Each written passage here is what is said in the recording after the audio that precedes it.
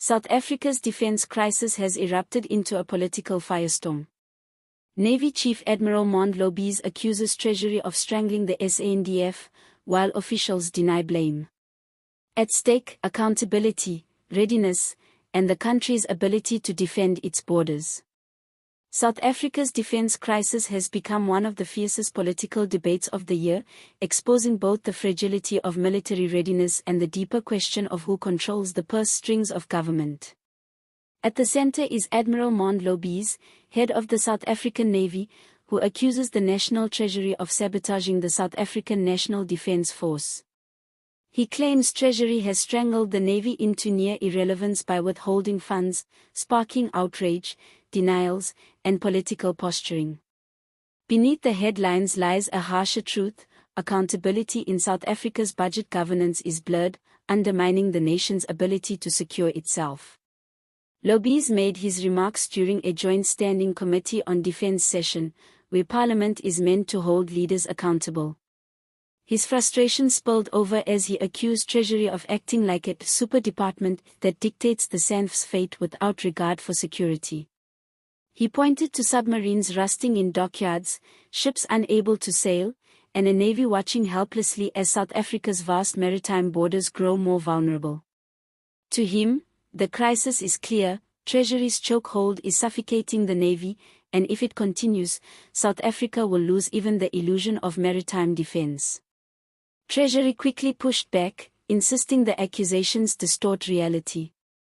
Officials argued that it does not decide alone how much money the SANDF receives. Budget allocations, they said, are determined by Cabinet and Parliament, with Treasury only managing them. They pointed out that the SANDF was allocated a 57.2 billion for 2025-26, including billions for troop withdrawals and retirements. Treasury's message was blunt: it is not the villain, and if the Navy feels underfunded, it must look inward. National budgeting is a zero-sum game, and defense must compete with health, education, and infrastructure in a struggling economy. This clash exposes a broader governance failure. Defense leaders say they are starved by constraints. Treasury insists the SANDF must work with what it has. South Africa's defense allocation is low by international standards.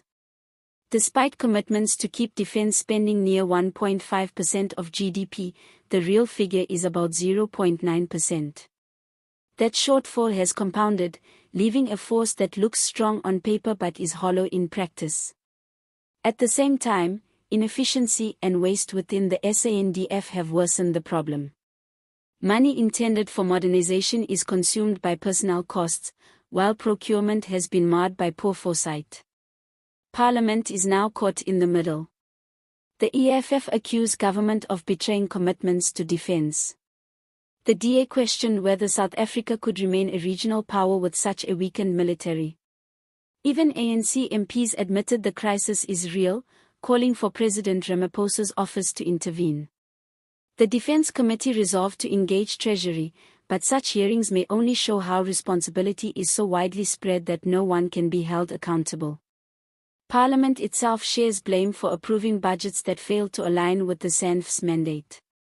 This confusion is not unique to defense but reflects a broader weakness. Treasury wields influence under the Public Finance Management Act, but Cabinet and Parliament set ceilings.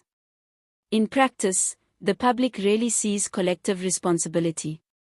When crises erupt, departments blame Treasury for being strict, while Treasury points back at Parliament. The result is a dangerous pass the parcel where no one owns the outcomes. This is especially damaging in defense, where short-term cuts cripple long-term readiness. The consequences are clear. Submarines acquired during the arms deal cost billions, but only a fraction was set aside for decades of maintenance. Treasury can argue it approved funds for the purchase. Defense can argue it requested more but was denied. Parliament can argue it was constrained by the budget framework. Everyone can claim partial responsibility, but no one is held accountable for the reality: the submarines sit idle, symbols of waste and poor planning. They embody whether South Africa's governance can sustain long-term commitments. Critics warn that austerity has collided with the realities of defense. The logic of fiscal discipline has been elevated above the logic of security. Treasury emphasizes debt ceilings and stability. Defense leaders emphasize readiness and deterrence. Both arguments have merit, but the balance is skewed, a fiscally restrained but strategically crippled military.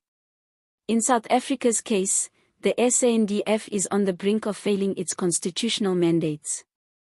Countries with smaller economies, like Kenya and Angola, now spend more proportionally on their militaries, raising uncomfortable questions about South Africa's priorities. The deeper issue is that South Africa has not decided what role its military should play.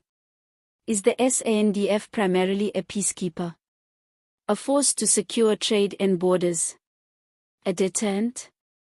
Without clear priorities, budgeting becomes survival rather than strategy. Treasury asks defense to do more with less. Defense insists it cannot. Parliament issues resolutions but then approves budgets that make them meaningless. The president, who should set direction, often avoids bold commitments, wary of backlash in a country wrecked by unemployment and failing services. The result is paralysis, where no vision is implemented and the SANDF drifts into irrelevance.